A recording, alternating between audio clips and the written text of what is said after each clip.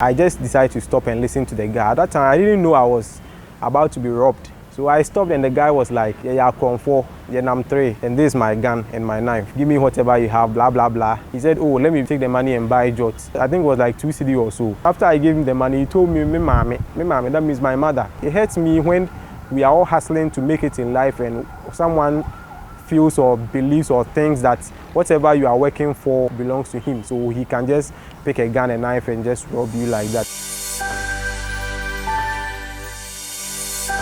So a few days ago, I was attacked by armed robbers, and it was a very sad but funny story. At the end of the day, I'm proud of myself because I was able to dissolve the whole robbery situation in like 5 minutes, and everyone went home happy, you know. So this is how it happened. I closed very late from work, around 10 p.m. to 10:30 p.m. I think it was on Monday. I was on my way home, and you see, when you are coming from Nima, where Nana Addo Dankwa, the president of Ghana, stays, if you are coming from Nima to Circle, you will go past Paloma, and after Paloma, you will see there's a new GRA office, and after the GRA office, there's an MTN office. So I had gone past the GRA office, the MTN office, and there were some dark spots around that side where there wasn't any street lights there. As I was going, I saw this guy standing there. There was water across the road. Somebody had poured water on the road. So I decided to just go around the water. Me personally, I don't like to jump over stuff like that. So I decided to go around it instead. So as I went around it, I had to enter the main road and then join the side of the road at the other end. So I did that, and then this guy met me. The guy went past me and just turned around and tapped my shoulder and said, "Abranti Ejinawo." So I decided to keep moving because at that time I had my wireless Bluetooth in my ear, but I heard what he said, but I just decided to pretend like I didn't hear him. So I was going, and I just decided to stop and listen to the guy. At that time, I didn't know I was about to be robbed. I didn't know I was about to be attacked by armed robbers, frankly. So I stopped, and the guy was like, yeah, come for, yeah, I'm three, and this is my gun and my knife. Give me whatever you have, blah, blah, blah. And I was very stunned. I was looking at the guy like, what the f?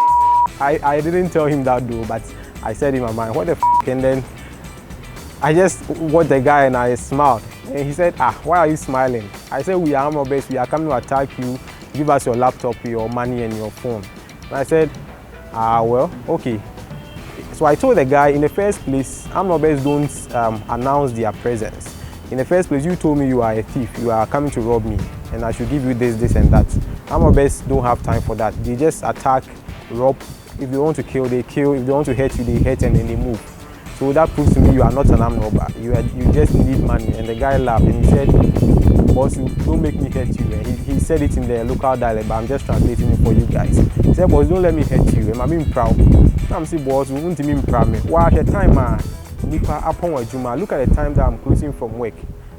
I'm also hustling, you know. So in case you meet me on the road and you need something, some money to buy food, just meet me and say, oh boss, like I'm hungry, I need maybe 20 cedi, 50 cedi to buy something to eat. Can you help me? And I told him, if you tell me something like that, or if you approach me in that manner, if I can help you, I'm obviously going to help you. But if I can't, I'm going to give you concrete reasons why I cannot help you.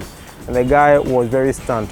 So at that point, I looked behind me whether I could find the security guy at the MTN office, but from where we're standing in the darkness to where the MTN office, where the security guard was, I made my calculation in my mind, and I automatically knew it was going to take me like 20 to 34 steps to get there. But then when I looked ahead where I was literally walking to, I did my calculation and I realized that part would take me like 10 or 15 steps, whilst the MTN, going back to the MTN office, would take me like 20 to 34 steps. So I decided to keep going.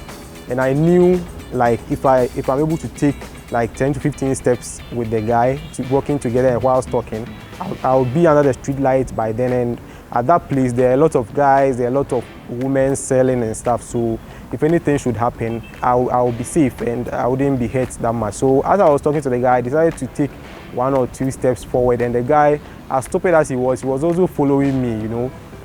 I think he wasn't stopping in the first place. Probably he wasn't an armed robber. But then they came, they were 3 men, you see. The 2 other guys were sitting on a motorbike in the darkness, in the shade, whilst I was approached by the 3rd guy.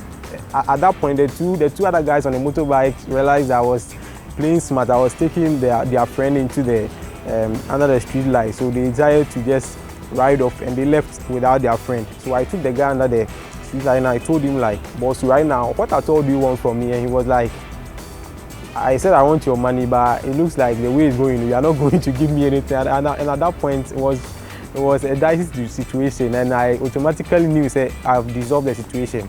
Looking at the fact that I've been able to bring him from the darkness where he thought he could rob me to the street light where, like, he has no hope, rather than to beg for some small coins and leave. At the end of the day, to cut everything short, I gave the guy 5 cedis. I give the guy 5 cedis, and right then I couldn't even get change. I had 20 cedi on me. He told me to give him everything. He was begging me literally. I said, nah, I also have to take I also have to board public transport home, so I don't think I can give you all my money. So I went to a guy who was selling stuff by the roadside under the street lights. I went with the thief, and then we went, and I told the guy, I said, "You just give me like 15 cedi and then like 5 cedi. Let me give 5 cedi to the guy." Yeah, they said they don't have any change. So I told the guy, I said, right now they don't have any change, I'm leaving. And he said, oh, let me take the money and buy jots. So I decided not to give him the money. I went with him to where they sell alcohol and all those stuff. So we went and he bought jots. I think it was like 2 cedi or so. And I gave him the 3 cedi balance, and I left. I told him not to rob anyone on his way to wherever he was heading to, because I knew there were a lot of ladies coming down the same route that I used. So that was my little advice I gave him, and I don't think he would take it though, because after I gave him the money, he told me, me mommy, that means my mother. And for him, no, he was saying it for it to hurt me. But me, I also told him, this money that you've used to buy jobs, this is all you are going to do for the rest of your life, you know. You need to find something better and do with your life. Me, I'm very plain. I don't, so like, it hurts me when we are all hustling to make it in life, and someone feels or believes or thinks that whatever you are working for, whatever you are getting in life belongs to him. So he can just pick a gun and knife and just rob you like that. It doesn't happen anywhere, and it's so sad. I was very sad, but then I had to give him the 5 cedi and I left. Not because I was afraid of him or anything. Me, I'm not afraid of those kind of things. So my piece of advice, if you are watching me and you are planning to steal anything from someone, or if you have stolen anything from anyone, just return the thing, and whether you'll be punished for it or not, just return it. It's not yours in the first place. You just have to return it and then feel free, because at the end of the day, if you steal something from someone or you deceive someone and take something that's not yours, you now, if you sleep, you can't sleep. You'll be thinking a lot, and a lot will be going through your mind. So I'm begging all of you to just consider what I'm saying, and then, like, live life to the fullest. Just make your own money, buy your own stuff, and you'll be free. You wouldn't have to be thinking or looking over your shoulders for what's coming next. I have a lot of amazing videos at the end of this for you to watch as well. I go by name Robbery, and today I was telling you my whole truth on how I was nearly robbed around Circle. Thank you, and I'll see you in my next video. Peace out.